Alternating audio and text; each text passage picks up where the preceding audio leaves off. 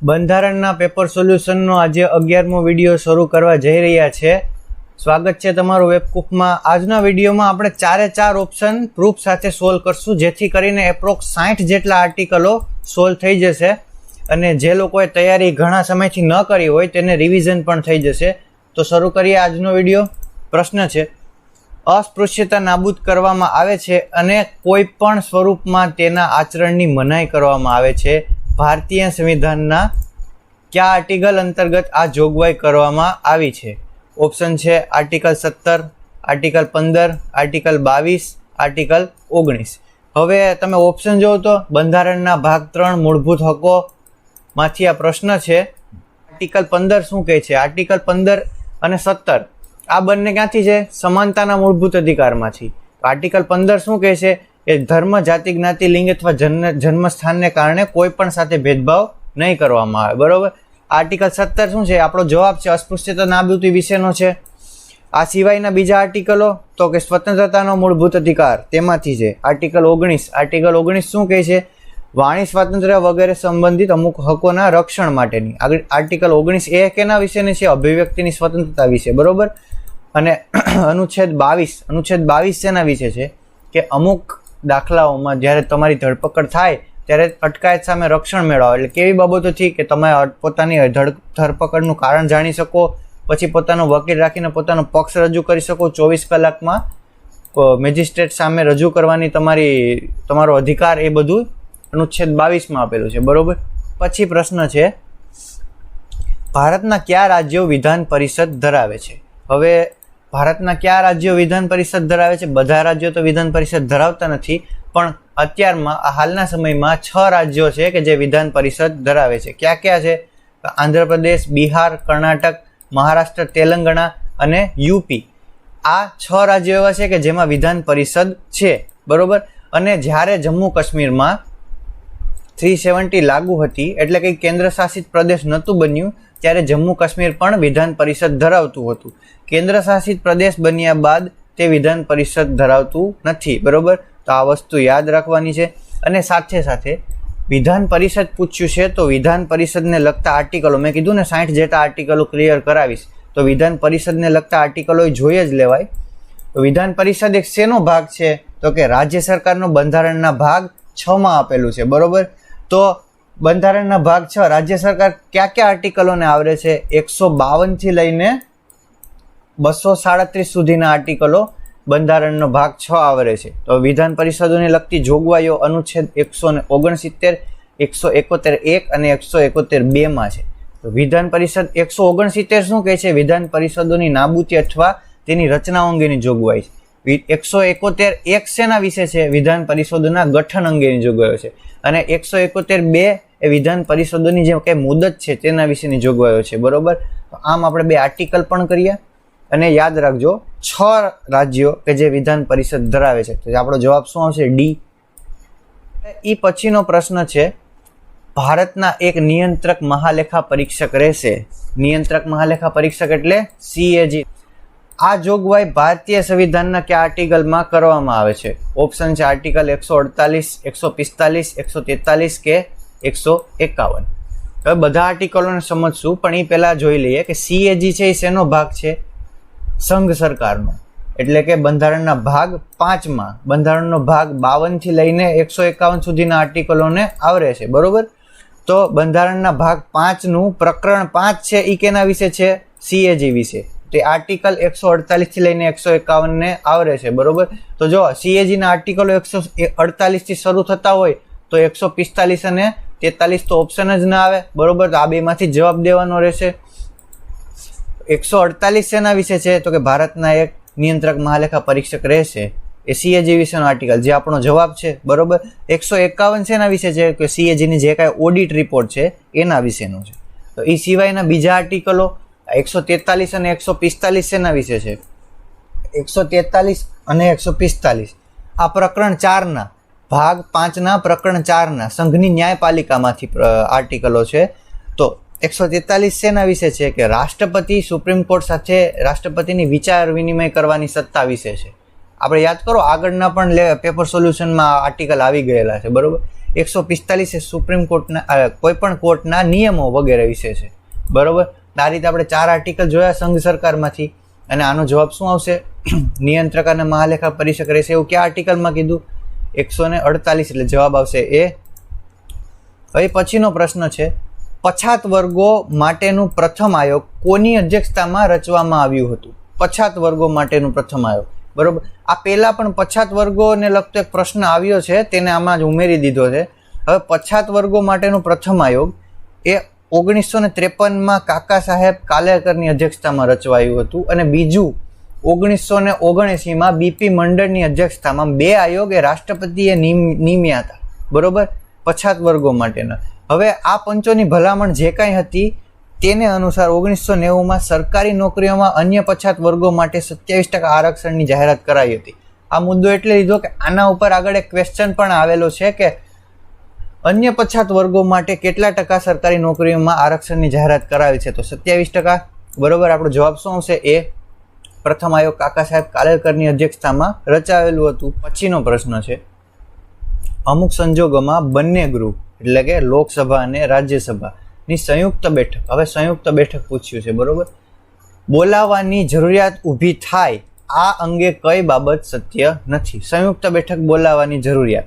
હવે સંયુક્ત બેઠક આવ્યું છે તો સંયુક્ત બેઠક માટે એક વસ્તુ તમે યાદ રાખો કે સંયુક્ત બેઠકોનું આયોજન ક્યારે થાય?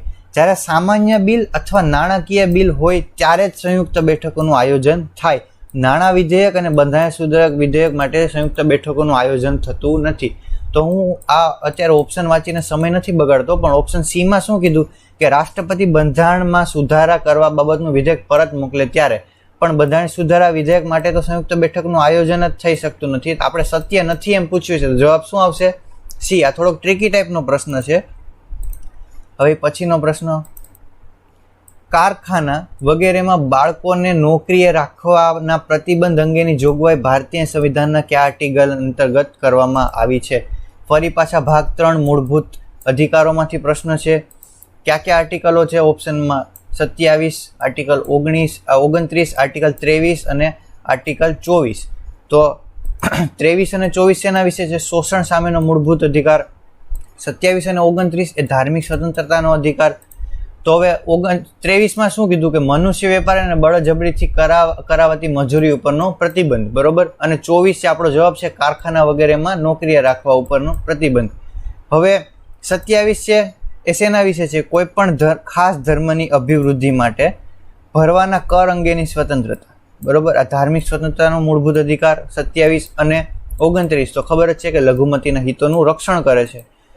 ભારતમાં સૌપ્રથમ વખત સુપ્રીમ કોર્ટની શરૂઆત ક્યારે કરવામાં આવી હતી? બરોબર. તો સુપ્રીમ કોર્ટ છે એ ક્યાં આવેલું છે? પહેલા તો એટલે કે બંધારણમાં, બંધારણના ભાગ 5માં સંઘ સરકારમાં પ્રકરણ 4 એ સંઘની ન્યાયપાલિકા વિશે છે, જે અનુચ્છેદ 124 થી લઈને 147 માં આવરે છે, બરોબર. હવે સુપ્રીમ કોર્ટની શરૂઆત ક્યારે થઈ હતી?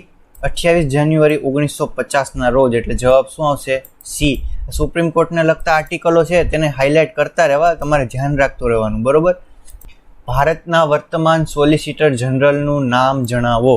તો ભારતના વર્તમાન સોલિસિટર જનરલ કોણ છે? તુષાર મહેતા. સોલિસિટર જનરલનું કામ શું?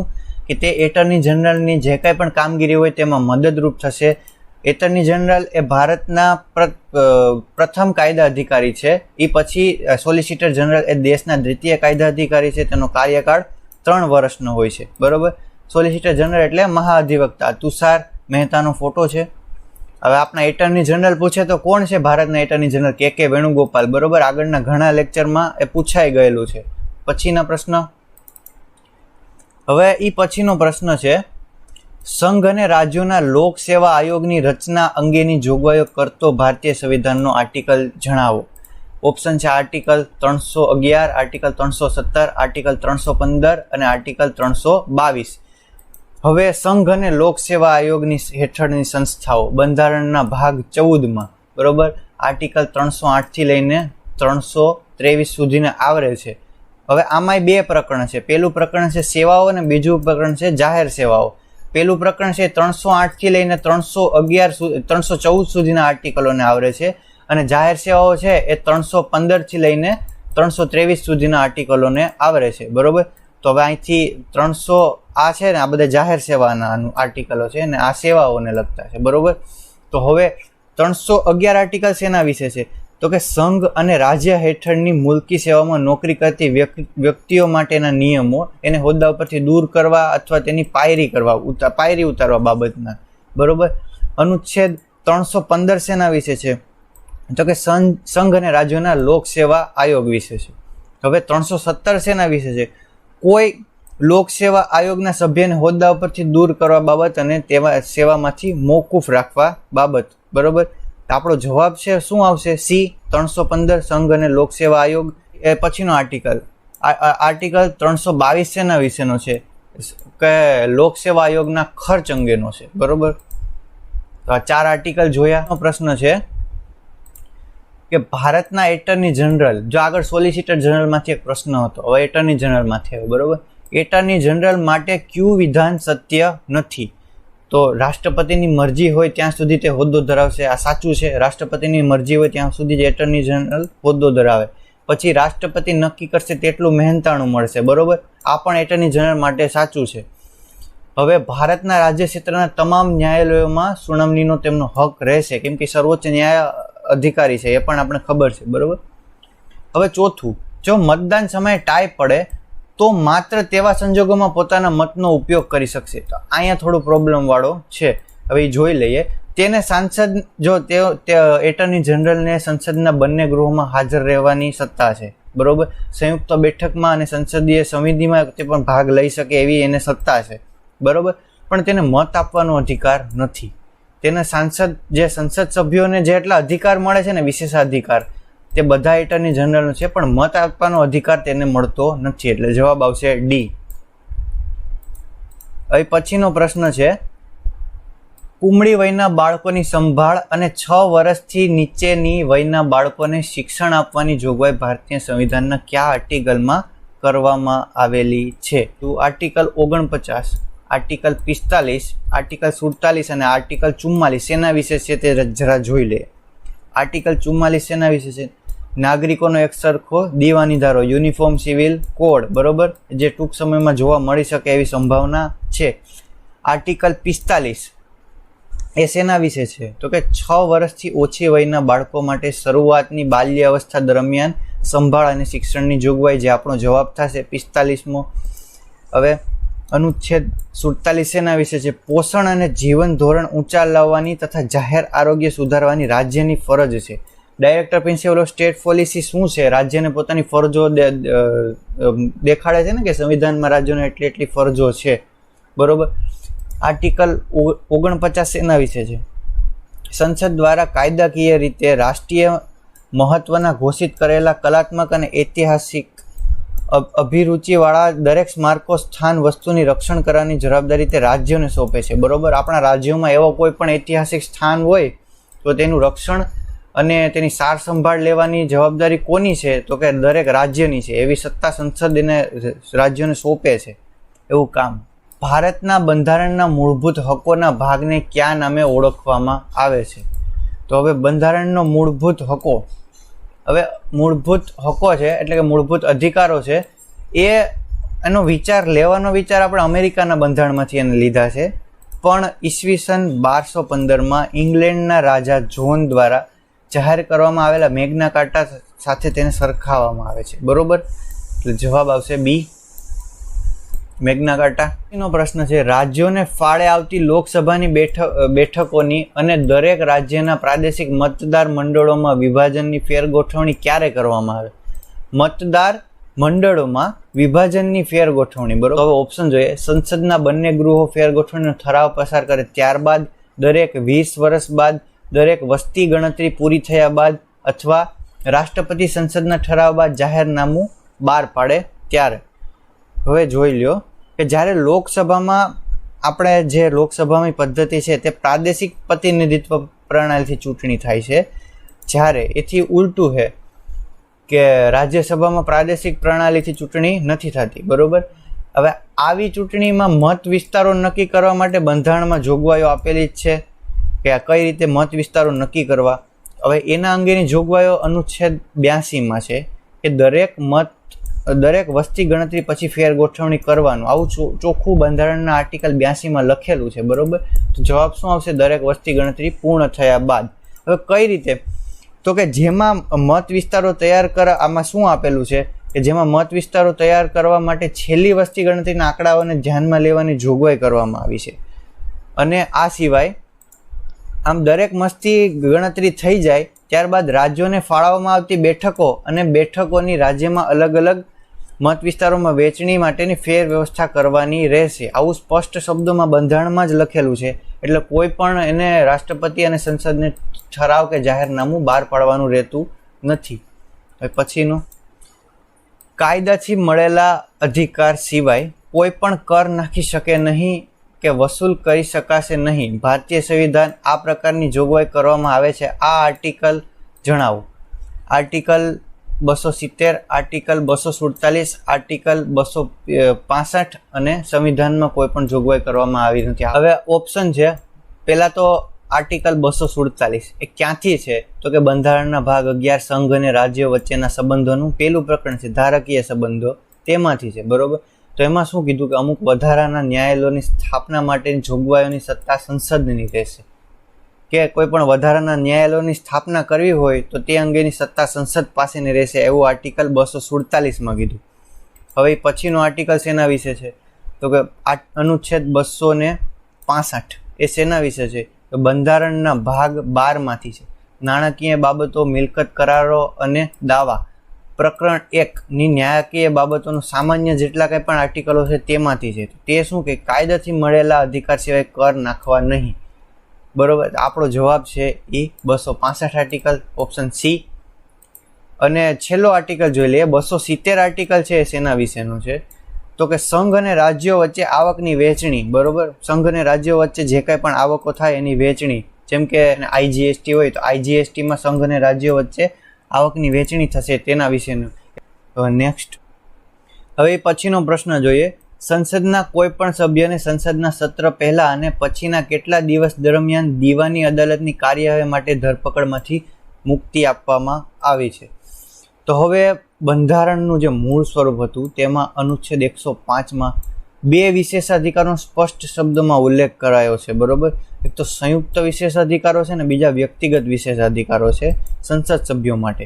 અનુચ્છેદ 5 એ શું કહે છે કે સંસદના ગૃહો અને તેમના સભ્યોના અને સમિતિની સત્તા અને વિશેષાધિકારો, સંસદના સભ્યોના વિશેષાધિકારો વિશે છે.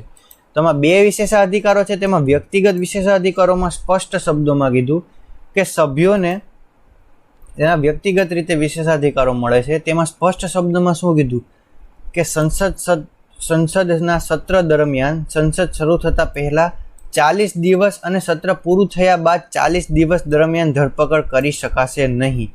આ વિશેષાધિકાર ફક્ત દીવાની કેસમાં મળે છે. એ વસ્તુ યાદ રાખજો કે જો દીવાની કેસની બાબત પૂછી હોય તો જ આ વિશેષ અધિકાર મળે છે. અહીં તમને દીવાની અદાલત પૂછ્યું છે. જો ફોજદારી કેસ પૂછ્યું હોય અથવા પ્રતિબંધક અટકાયતના કેસમાં આ મળતો નથી, બરોબર. જવાબ આવશે એ 40 દિવસ. આ વિધેયક રાજ્યસભામાં રજૂ થઈ શકતું નથી. સંરક્ષણ વિધેયક, પક્ષાંતર વિધેયક, નીતિ વિષયક વિધેયક કે નાણાં વિધેયક. હવે નાણાં વિધેયક અને નાણાકીય વિધેયક નાણાકીય વિધેયક બે પ્રકારના હોય, 1 અને 2, બરોબર. નાણાં વિધેયક અને નાણાકીય વિધેયક એ રાજ્યસભામાં રજૂ કરી શકાય નહીં. આ ક્યાંક નોટ કરી રાખજો. ભારતીય સંવિધાનના કયા આર્ટિકલ અન્વયે રાષ્ટ્રપતિ સામે મહાભિયોગની કાર્યરીતિ અંગેની જોગવાઈ કરવામાં આવે છે? તો કે રાષ્ટ્રપતિ અંગેના પ્રશ્નો છે તો સંઘ સરકાર, બરોબર, સંઘ સરકારમાંથી છે. સંઘ સરકારના બધા આર્ટિકલો અનુચ્છેદ 57 છે, અનુચ્છેદ 61 છે, અનુચ્છેદ 63 છે અને અનુચ્છેદ 64 છે. બધાને આપણે જોઈ લઈએ. તો 57માં શું કીધું? રાષ્ટ્રપતિની ફરી ચૂંટાવા પાત્રતા, કોઈ પણ રાષ્ટ્રપતિની ફરી ચૂંટાવા પાત્રતા અનુચ્છેદ 57માં આપેલી છે. અનુચ્છેદ 61 શેના વિશે છે? તો અનુચ્છેદ 61 છે એ રાષ્ટ્રપતિ ઉપરના મહાભિયોગની કાર્યરીતિ વિશે છે. એટલે આપણો જવાબ શું આવશે? એ અનુચ્છેદ 61. આ સિવાયના બીજા આર્ટિકલો જોઈ લઈએ. આર્ટિકલ 63 શેના વિશે છે? તો કે ભારતના ઉપરાષ્ટ્રપતિના હોદ્દા વિશેનો છે, કે ભારતના ઉપરાષ્ટ્રપતિનો હોદ્દો રહેશે, બરોબર. અને 64 શેના વિશે છે? ઉપરાષ્ટ્રપતિ હોદ્દાની રોહે રાજ્યસભાના સભાપતિ રહેશે, એના અંગેનો છે. 4 આર્ટિકલનો યાદ રાખી લેજો. હવે નેક્સ્ટ એ પછીના પ્રશ્ન તરફ આગળ વધીએ. હવે એ પછીનો પ્રશ્ન છે ભારતીય સંવિધાનના આર્ટિકલ 7 શું છે એ પણ આપણે જોઈ લઈએ. આર્ટિકલ 7 મુજબ કઈ તારીખ પછી ભારતના રાજ્ય ક્ષેત્રમાંથી અત્યારે પાકિસ્તાનમાં સમાવિષ્ટ રાજ્ય ક્ષેત્રોમાં સ્થળાંતર કરી ગયેલા વ્યક્તિ ભારતની નાગરિક ગણાશે નહીં, એ પ્રકારનો ઉલ્લેખ કરવામાં આવેલો છે.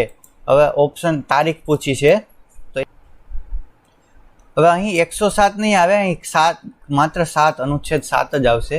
પાકિસ્તાન સ્થળાંતરિત અમુક વ્યક્તિઓના નાગરિકત્વ અધિકારો માટે, બરોબર, એ અનુચ્છેદ 7માં છે. 107માં તો શેના વિશે છે કે વિધેયકોને દાખલ કરવા અને પસાર કરવા અંગેની જોગવાઈઓ 107માં આપેલી છે. તો અહીં થોડીક ટાઈપિંગ મિસ્ટેક છે, અનુચ્છેદ 7 આવશે. હવે આવું હોય ત્યારે શું કીધું કે જે કોઈ પણ વ્યક્તિએ 1 માર્ચ 1947 બાદ ભારતથી પાકિસ્તાન સ્થળાંતર કર્યું હોય, એટલે અહીંથી જે કોઈ પણ પાકિસ્તાન ગયા હોય આ તારીખ બાદ, તેઓ ભારતના નાગરિક ગણાશે નહીં, બરોબર, તેઓ ભારતના નાગરિક નહીં ગણાય. પરંતુ તે વ્યક્તિ એટલે કે જે ગયા હોય અહીંથી પાકિસ્તાન, તેઓ કોઈ પણ બીજા કાયદા દ્વારા પુનઃ વસવાટની પરવાનગી અને કાયમી રીતે પરત થવાની વ્યવસ્થા હેઠળ પાછા ફર્યા હોય, બીજા કોઈ પણ કાયદા હેઠળ તેઓ પાછા ફર્યા હોય, ગયા અહીંથી પાકિસ્તાન ગયા અને બીજા પુનઃ વસવાટની પરવાનગી અને કાયમી રીતે પરત થવાની વ્યવસ્થા હેઠળ પાછા ફર્યા હોય, તેમાં બંધારણમાં અમુક જોગવાઈઓ કરેલી છે કે તેને કઈ કેટેગરીમાં રાખવા. તે મુજબ એવા નાગરિકો 24 જુલાઈ 1948 બાદ સ્થળાંતર થયેલી વ્યક્તિ ગણાશે, બરોબર, એટલે કે તેઓ ભારતીય નાગરિક બનવા લાયક ઠરશે. જવાબ આપણો શું આવશે? બી, કે 1 માર્ચ 1947 બાદ જેઓ ભારતથી પાકિસ્તાન સ્થળાંતર કર્યું હોય તેઓ ભારતના નાગરિક રહેશે નહીં, બરોબર. પણ આ શરત યાદ રાખજો કે જો ગયા હોય ને પાછા પુનઃ વસવાટ અને કાયમી રીતે પરત થવાની વ્યવસ્થા હેઠળ તેઓ પાછા ફર્યા હોય તો તેઓ ભારતના નાગરિક ગણાશે, બરોબર. હવે પછીના પ્રશ્ન તરફ આગળ વધીએ. કેન્દ્રીય જાહેર સેવા આયોગ યુપીએસસી પોતાનો વાર્ષિક અહેવાલ કોને સુપરત કરે છે? લોકસભાના અધ્યક્ષને, નાણાં પંચના અધ્યક્ષને, રાષ્ટ્રપતિને અથવા વડાપ્રધાનને? તો અનુચ્છેદ 323 કેના વિશે છે? લોક સેવા આયોગના રિપોર્ટ વિશે છે, બરોબર.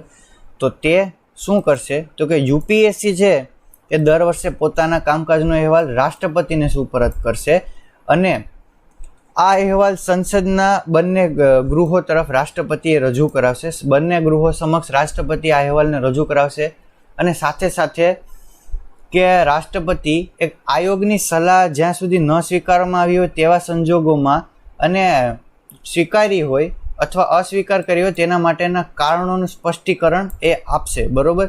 અને જો આ સ્ટેટ પીએસસી એટલે કોઈ પણ રાજ્ય માટે પૂછવું હોય તો રાજ્ય સ્ટેટ પીએસસી દર વર્ષે પોતાનો કામકાજનો અંગેનો અહેવાલ કોને રજૂ કરશે? તો કે રાજ્યપાલને, બરોબર. અને રાજ્યપાલે સેમ આ જ પ્રોસિજર કરશે કે જે રાષ્ટ્રપતિ કરે. જો એક વિધાનસભા હોય તો વિધાનસભા સામે મુકાવશે અથવા વિધાન પરિષદ હોય તો વિધાન પરિષદ અને વિધાનસભા બંને સમક્ષ મુકાવશે. અને રાજ્યપાલ શું કરશે? આયોગની સલાહ જ્યાં સુધી ન સ્વીકારવામાં આવી હોય તેવા સંજોગોમાં અને જો સ્વીકારવામાં આવી હોય તો તેના કારણો અને સ્પષ્ટીકરણની યાદી રજૂ કરાવશે, બરોબર. તો જવાબ આવશે સી. જો રાજ્ય અને સ્ટેટ પીએસસીના સ્વરૂપમાં પૂછ્યું હોય તો જવાબ આવે રાજ્યપાલ. કેન્દ્ર સરકારમાં પબ્લિક એકાઉન્ટન્ટ કમિટીના ચેરમેનની નિમણૂક કોના દ્વારા કરવામાં આવે છે? વડાપ્રધાન, કેન્દ્રીય કેબિનેટ, લોકસભાના સ્પીકર અને સુપ્રીમ કોર્ટના મુખ્ય ન્યાયમૂર્તિ. હવે પબ્લિક એકાઉન્ટન્ટ કમિટી યાદ હોય તો સૌથી જૂની નાણાકીય સમિતિ છે, બરોબર. તેમાં કુલ 22 સભ્યો હોય જેમાંથી 15 સભ્યો લોકસભાના અને 7 સભ્યો રાજ્યસભાના. આગળ આ પ્રશ્ન પૂછાઈ ગયેલો છે એકાદા પેપરમાં એટલે મેં ફરી પાછો લીધો છે ને યાદ થઈ જાય. હવે સ્પીકર છે તે કોઈ પણ સભ્યના અધ્યક્ષ તરીકે નિમે છે, બરોબર. અને 1967 બાદ વિરોધ પક્ષના સભ્યને જ અધ્યક્ષ તરીકે નિમવામાં આવે છે. આ એક પરંપરા બની ગઈ છે એવું તમે કહી શકો. જવાબ શું આવશે? સી, કે પબ્લિક એકાઉન્ટ કમિટીના ચેરમેનની નિમણૂક સ્પીકર દ્વારા કરવામાં આવે છે. તે કોઈ પણ સભ્યને નિમે છે, બરોબર. એ પછીનો પ્રશ્ન છે રાજ્યસભાની ચૂંટણી લડવા માટે ઉમેદવાર જે રાજ્યનો મતદાર હોય તે જ રાજ્યમાંથી ઉમેદવારી કરી શકશે. આ જોગવાઈ કેન્દ્ર સરકાર દ્વારા કયા વર્ષમાં નાબૂદ કરવામાં આવી હતી? તો 2003માં આને નાબૂદ કરવામાં આવી હતી કે જે રાજ્યનો ઉમેદવાર હોય ત્યાંથી જ તે ચૂંટણી લડી શકશે. બરાબર, જવાબ આવશે એ 2003. હવે પછીનો પ્રશ્ન જોઈએ. ભારતીય બંધારણની જોગવાઈઓ મુજબ ગૃહ, રાજ્યસભા કે લોકસભા કોઈ પણ ગૃહના કોરમ માટે ગૃહના સભ્યોની કુલ સંખ્યાના કેટલા સભ્યોની હાજરી હોવી જરૂરી છે? હવે કોરમ એટલે શું? કોરમ એટલે ગૃહના હાજર સભ્યોની ન્યૂનતમ સંખ્યા, જેટલા હાજર સભ્યો હોય તેની ન્યૂનતમ સંખ્યા. કોરમ અંગેનો અનુચ્છેદ 100, એ અનુચ્છેદ 100માં શું કીધું? એ ગૃહોમાં મતદાન કરવા, ખાલી જગ્યા હોવા છતાં કાર્ય કરવાની ગૃહોની સત્તા, અને છેલ્લું છે કોરમ. એટલે મારા અંદાજે મુજબ અનુચ્છેદ 103માં કોરમ અંગેની જોગવાઈઓ છે. બરોબર. હવે કોરમ શું છે? તો કે ગૃહનું કામકાજ શરૂ કરવા કુલ સંખ્યાનો અધ્યક્ષને ગણીને 10મો ભાગ જરૂરી છે. બરોબર, કામકાજ શરૂ કરવા 10મો ભાગ જરૂરી છે કોઈ પણ ગૃહનો. તો આ રીતે લોકસભાનું કોરમ કેટલું થાય? 55, અને રાજ્યસભાનું 25 થશે. બરોબર, તો આપણો જવાબ શું આવશે? સી, 10મો ભાગ. એ પછીનો પ્રશ્ન. બેઠકો અનામત રાખવાનું અને ખાસ પ્રતિનિધિત્વ આપવાનું 70 વર્ષ પછી બંધ કરવા બાબતનો ઉલ્લેખ ભારતીય સંવિધાનના કયા આર્ટિકલમાં કરવામાં આવેલો છે? આર્ટિકલ 336, આર્ટિકલ 334, આર્ટિકલ 337 અને આર્ટિકલ 339. તો હવે બંધારણનો ભાગ 16 અમુક વર્ગો અંગેની ખાસ જોગવાઈઓમાંથી આ બધા આર્ટિકલો છે. આર્ટિકલ 34 શેના વિશે છે? તો બેઠકો અનામત રાખવાનું, ખાસ પ્રતિનિધિત્વ આપવાનું 70 વર્ષ પછી બંધ કરવા બાબત, જે આપણો જવાબ થશે. આ સિવાયના આર્ટિકલો તો કે 336 શેના વિશે છે? એંગ્લો ઇન્ડિયન કોમ માટે અમુક સેવાઓમાં ખાસ જોગવાઈ. આગળના પેપર સોલ્યુશનમાં આ આર્ટિકલ પૂછાયેલો છે. બરોબર. આર્ટિકલ 337 શેના વિશે છે? તો કે એંગ્લો ઇન્ડિયન કોમના લાભ અને શૈક્ષણિક અનુદાન અંગેની ખાસ જોગવાઈઓ માટેનો છે. આ આગળના પેપરમાં પૂછાયેલા છે. આર્ટિકલ 339 શેના વિશે છે? અનુસૂચિત વિસ્તારોના વહીવટ અને અનુસૂચિત આદિજાતિઓના કલ્યાણ બાબતમાં સંઘનું નિયંત્રણ. બરાબર, આ 4 આર્ટિકલ આપણે જોઈ લીધા અમુક વર્ગો અંગેની ખાસ જોગવાઈઓમાંથી. પછીનો પ્રશ્ન છે, ભારતીય સંવિધાનની જોગવાઈઓ અનુસાર કોઈ પણ રાજ્યના રાજ્યપાલને તે રાજ્યની લગોલગ આવેલા કોઈ પણ સંઘ રાજ્ય ક્ષેત્રના વહીવટકર્તા તરીકે નિમવાની સત્તા કોને આપવામાં આવેલી છે? કેન્દ્રીય કેબિનેટ, રાષ્ટ્રપતિ, લોકસભા અને રાજ્યપાલ. તો હવે રાષ્ટ્રપતિની કારોબારી સત્તા તમે જોઈ હોય તો રાષ્ટ્રપતિની કારોબારી સત્તામાં તેઓ CAGની નિમણૂક કરે, એટર્ની જનરલની નિમણૂક કરે, ચૂંટણી કમિશનર અને અન્ય ચૂંટણી કમિશનરોની નિમણૂક કરે, સંઘ જાહેર સેવા આયોગના અધ્યક્ષ અને તેના સભ્યોની નિમણૂક કરે, રાજ્યોના રાજ્યપાલની નિમણૂક કરે, નાણાં પંચના અધ્યક્ષ અને સભ્યોની નિમણૂક કરે, પછી કેન્દ્ર શાસિત પ્રદેશોના વહીવટીકર્તાઓની નિમણૂક એ રાષ્ટ્રપતિ કરે, અનુસૂચિત જાતિના પંચની નિમણૂક એ કરે, પછી અનુસૂચિત આદિજાતિ પંચની નિમણૂક એ કરે, અન્ય પછાત વર્ગના પંચની નિમણૂક એ કરે, અને આંતરરાજ્ય પરિષદની પણ નિમણૂક રાષ્ટ્રપતિ કરે. આ ક્યાંક નોટ કરી લેજો કે એટલી વસ્તુની નિમણૂક જો પૂછાય તો એમાં રાષ્ટ્રપતિ જ જવાબ આવશે. આપણો જવાબ શું આવશે? બી, રાષ્ટ્રપતિ. રાષ્ટ્રપતિ જ્યારે કોઈ પણ વિધેયકને કોઈ પણ નિર્ણય લીધા સિવાય લાંબા સમય સુધી પોતાની પાસે મૂકી રાખે તો તે સત્તાને કયા નામે ઓળખવામાં આવે છે? આમાં તો મારે કંઈ કશું કહેવાની જરૂર જ નથી. આપણે આના ઉપર એ પ્લેલિસ્ટમાં આપણા વિડીયો છે કન્ફ્યુઝન ટોપિક, બંધારણના કન્ફ્યુઝન ટોપિકમાં. એ પછીનો પ્રશ્ન, ભારતીય સંવિધાનના કયા આર્ટિકલ અંતર્ગત સંસદની રચના કરવામાં આવે છે? તો હવે આર્ટિકલ જોઈ લઈએ કે કયા કયા આર્ટિકલો શું શું કહે છે. તો અનુચ્છેદ 73 શેના વિશે છે? સંઘની કારોબારી સત્તાનો વિસ્તાર કેવડો હશે એના વિશે છે આર્ટિકલ 73. આર્ટિકલ 75 શેના વિશે છે? કે મંત્રીઓ અંગેની ઘણી બધી બીજી જોગવાઈઓ છે તેના વિશેનો છે. બરોબર. આર્ટિકલ 78 શેના વિશેનો છે? યાદ કરો કે રાષ્ટ્રપતિને માહિતી પૂરી પાડવા બાબતે પ્રધાનમંત્રીની ફરજો, એટલે પ્રધાનમંત્રીએ રાષ્ટ્રપતિને માહિતી પૂરી પાડવાની રહેશે. બરોબર. અને છેલ્લો છે આર્ટિકલ 79, એ છે સંસદની રચના. તો આપણો જવાબ આવશે ડી, સંસદની રચના. હવે પછીના પ્રશ્ન તરફ આગળ વધીએ. ભારતીય બંધારણના આર્ટિકલ 83 અંતર્ગત રાજ્યસભાના સભ્યો નિવૃત્ત થવાની જોગવાઈ કયા પ્રકારે કરવામાં આવી છે? બરોબર. તો બંધારણનો ભાગ 5 સંઘ સરકાર, એમાં પ્રકરણ 2 સંસદ, એનો છે આર્ટિકલ 83. એમાં શું કીધું? સંસદના ગૃહોની મુદ્દત વિશેનો છે. બરોબર. આર્ટિકલ 83 શેના વિશેનો છે? સંસદના બંને ગૃહો લોકસભા અને રાજ્યસભાના મુદ્દત વિશેનો છે. તો એમાં કાર્યકાળ નિશ્ચિત કરવાની સત્તા સંસદને સોંપેલી છે. તે મુદ્દે સંસદે જનપ્રતિનિધિત્વ અધિનિયમ 1951, તમને બધાને ખબર જ છે શું છે એ, તેમાં રાજ્યસભાના સભ્યોનો કાર્યકાળ 6 વર્ષનો નિર્ધારિત કર્યો છે અને દર બીજા વર્ષે રાજ્યસભાના 1/3 સભ્યો નિવૃત્ત થાય છે. એટલે જવાબ આપણો સી આવશે, સી 1/3 સભ્યો દર વર્ષે નિવૃત્ત થશે. બંધારણ દ્વારા ભારતમાં કુલ કેટલી ભાષાઓને 8મી અનુસૂચિ અન્વયે માન્યતા આપવામાં આવેલી છે? જો ભાષાઓને લગતા પ્રશ્નો આગળ ઘણા પેપરમાં પૂછાયેલા છે અને આપણે સોલ્વ કરાવેલું છે કે કુલ 22 જેટલી ભાષાઓને બંધારણમાં સ્થાન આપવામાં આવેલું છે. હવે ભાષાઓને લગતી જોગવાઈઓ ક્યાં છે? બંધારણના ભાગ 17માં રાજભાષાઓ, ભાષાઓ સંબંધિત અન્ય જોગવાઈઓ અનુચ્છેદ 343 થી લઈને 351 સુધીને આવરે છે. બરોબર. હવે આગળ, વિધાનમંડળમાં વાપરવાની ભાષા અંગેની સ્પષ્ટતા ભારતીય સંવિધાનના કયા આર્ટિકલ અંતર્ગત કરવામાં આવેલી છે? ઓપ્શન છે આર્ટિકલ 198, આર્ટિકલ 199, આર્ટિકલ 210 અને આર્ટિકલ 214. હવે આર્ટિકલ 198 શેના વિશે છે? તો કે નાણાં વિધેયક અંગેની ખાસ કાર્યરીતિ. આર્ટિકલ 199 શેના વિશેનો છે? તો કે નાણાં વિધેયકોની વ્યાખ્યા કરે છે. અને આર્ટિકલ 210 એ શેના વિશેનો છે? વિધાનમંડળમાં વાપરવાની ભાષા, જે આપણો જવાબ થશે સી 210. આર્ટિકલ 214 શેના વિશેનો છે? તો કે સુપ્રીમ કોર્ટની સ્થાપના અને તેની રચના.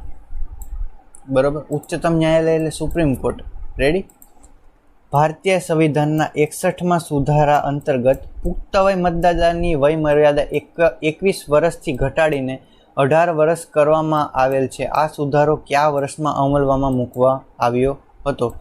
હવે આન્સર કી પ્રમાણે જઈએ તો ઓપ્શન આવે છે બી, જવાબ 1989માં. પણ તમે ઘણી ઓનલાઈન સાઇટ ચેક કરશો તો તેમાં તમને ઘણો વિરોધાભાસ જોવામાં આવશે, કેમ કે આમાં સુધારો પણ 62મો અને વર્ષ 1988માં બતાવવામાં આવેલું છે. પણ આપણે પ્રમાણિત આને જ માનવાનું રહેશે 1989. બરાબર, જે આપણો જવાબ હશે. ભારતની લોકસભાના અધ્યક્ષ અને ઉપાધ્યક્ષની શપથવિધિ કોના દ્વારા કરવામાં આવે છે? જવાબ શું આવશે? કોઈ નહીં, ઉપરમાંથી એક પણ નહીં. જવાબ આવશે ડી. બરાબર. હવે પછીના પ્રશ્ન તરફ, કે સર્વોચ્ચ અદાલતની સ્થાપના અને રચના ભારતીય સંવિધાનના કયા આર્ટિકલ અંતર્ગત કરવામાં આવેલી છે? તો જવાબ શું આવશે? સી 124. આગળ હમણાં 3-4 વખત આ 124માં આર્ટિકલ જોયો આપણે. હવે સંઘ સરકારમાંથી છે. હવે આર્ટિકલ જોઈ લઈએ. આર્ટિકલ 117 શેના વિશે છે? નાણાકીય વિધેયકોને લગતી ખાસ જોગવાઈઓ. બરાબર. આર્ટિકલ 120 શેના વિશે છે? સંસદમાં વાપરવાની ભાષા, એના વિશેનો છે. સંસદમાં વાપરવાની ભાષા. આર્ટિકલ 124 એ શું છે? સુપ્રીમ કોર્ટની સ્થાપના અને તેની રચના, જે આપણો જવાબ થશે, હમણાં જ કીધું. અને આર્ટિકલ 128 શેનો છે? તો કે સુપ્રીમ કોર્ટની જે કંઈ બેઠકો છે તેમાં નિવૃત્ત ન્યાયાધીશોની હાજરી વિશે. એનો પ્રશ્ન છે, ભારતીય બંધારણ અનુસાર લોકસભા સત્રની 2 બેઠકો વચ્ચેનો સમયગાળો કેટલા માસથી વધવો જોઈએ નહીં?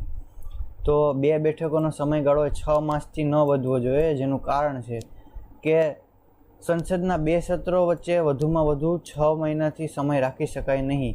અને કેમ કે આપણે ખબર છે કે વર્ષમાં 3 સત્ર બોલાવવાના હોય છે, તો જો 6 મહિનાથી વધારે સમયગાળો હોય તો 3 સત્ર ન બોલાવી શકાય. બરાબર. હવે પછીના પ્રશ્ન તરફ આગળ વધીએ. 1986માં ભારત સરકાર દ્વારા પંચાયતી રાજ સંસ્થાનો પુનરુદ્ધાર કરવા માટે કઈ સમિતિની રચના કરવામાં આવી હતી?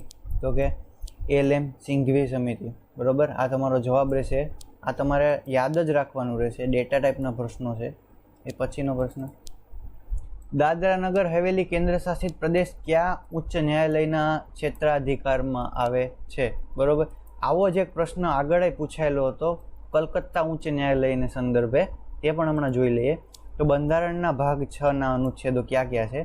બંધારણના ભાગ 6માં અનુચ્છેદ 214 થી લઈને 231માં વડી અદાલતો એટલે કે હાઈકોર્ટ અંગેની જોગવાઈઓ છે. બરાબર.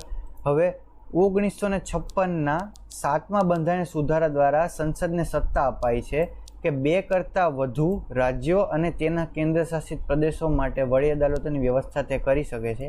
તો આમ બોમ્બે હાઈકોર્ટ છે તેમાં દાદરા નગર હવેલી, મહારાષ્ટ્ર, ગોવા, દમણ અને દીવ રાજ્ય અને કેન્દ્રશાસિત પ્રદેશોને બોમ્બે હાઈકોર્ટનો સમાવેશ કરવામાં આવેલો છે.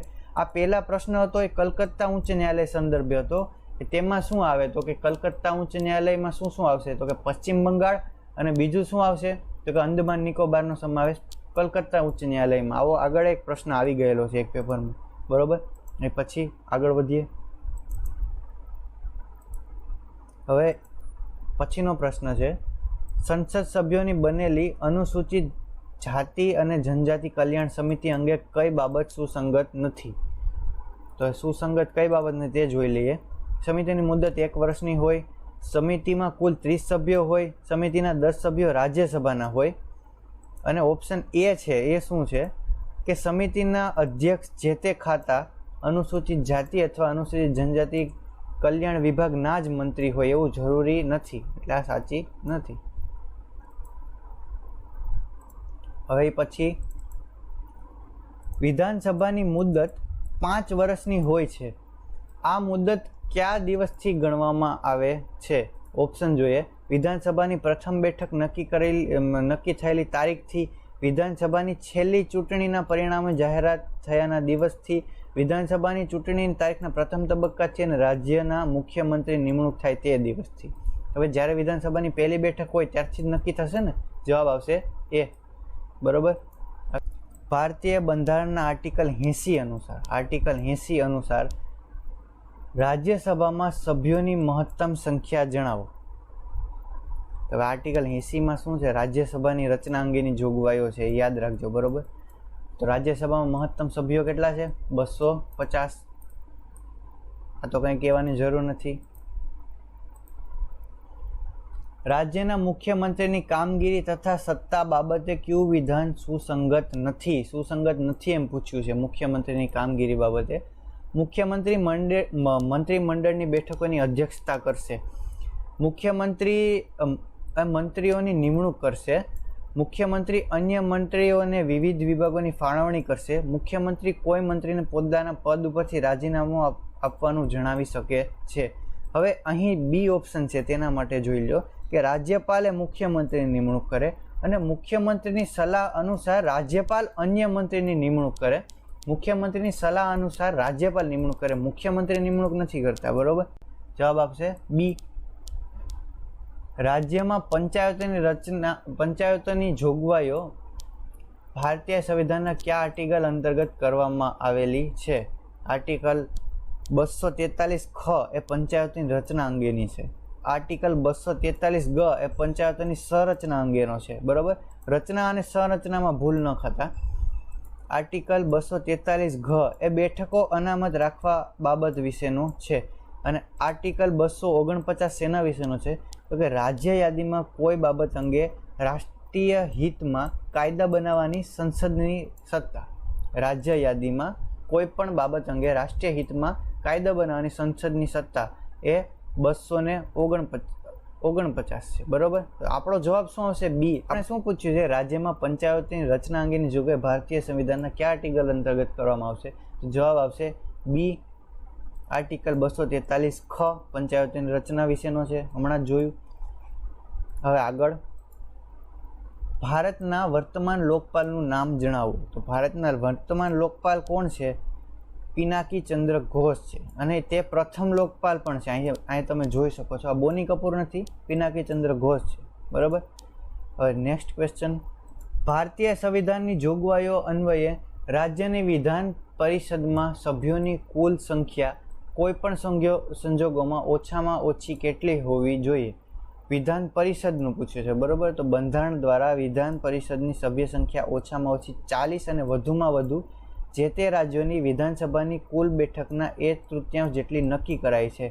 આથી તમે એમ કહી શકો કે અમુક રાજ્યોમાં વિધાન પરિષદની સંખ્યા એ વિધાનસભાની કુલ સંખ્યા ઉપર પણ આધાર રાખી શકે છે, બરોબર ને. જવાબ શું આવે? એ ઓછામાં ઓછી તો 40 જેટલી જ છે. ભારતીય સંવિધાનના કયા આર્ટિકલ અંતર્ગત ભારતના એટર્ની જનરલની નિમણૂક કરવામાં આવેલી છે? આગળના ઘણા પેપરમાં તમે આ જોયો જ હશે. હવે મારે સોલ્વ કરાવવાની પણ જરૂર નથી, પણ છતાં આપણે બીજા આર્ટિકલોને ધ્યાનમાં રાખીને સોલ્વ કરી નાખીએ. અનુચ્છેદ 70 શેના વિશે છે? અનુચ્છેદ 70 છે કે અન્ય આકસ્મિક પ્રસંગે રાષ્ટ્રપતિને જે કાર્ય બજાવવાના છે રાષ્ટ્રપતિને એના વિશેના છે, બરાબર. આર્ટિકલ 72 શેના વિશે છે? અનુચ્છેદ 72 માફી વગેરે આપવાની તથા અમુક દાખલાઓમાં સજા મુલતવી રાખવાની અને તેમાંથી મુક્તિ આપવાની, તેને ઘટાડવાની રાષ્ટ્રપતિની સત્તા વિશેનો છે, બરાબર. અનુચ્છેદ 74 શેના વિશેનો છે? રાષ્ટ્રપતિને મદદ કરવા માટે સલાહ આપવા માટે મંત્રીમંડળ. આર્ટિકલ 74 વિશેનો છે. આના આર્ટિકલ 76 એ આપણા એટર્ની જનરલ વિશેનો છે. જવાબ શું આવશે? સી. હવે આજનો લેક્ચર અહીં સમાપ્ત થાય છે. શેર કરો, સપોર્ટ કરો અને સબસ્ક્રાઈબ કરો. લગભગ 60 જેટલા આર્ટિકલોને આપણે જોઈ લીધા છે. હવે નેક્સ્ટ પેપરમાં ટૂંકા કરી અને 12 જેટલા પેપરોને મુખ્ય પ્રશ્નોને આવરી અને 12 જેટલા પેપર સોલ્યુશનો આવશે, જેથી આપણા એપ્રોક્સ 35 જેટલા પેપર સોલ્યુશન થઈ જશે બંધારણના. અને આવી જ રીતે તમે વેબકૂફને સપોર્ટ કરતા રહો. Thank you. જય હિન્દ.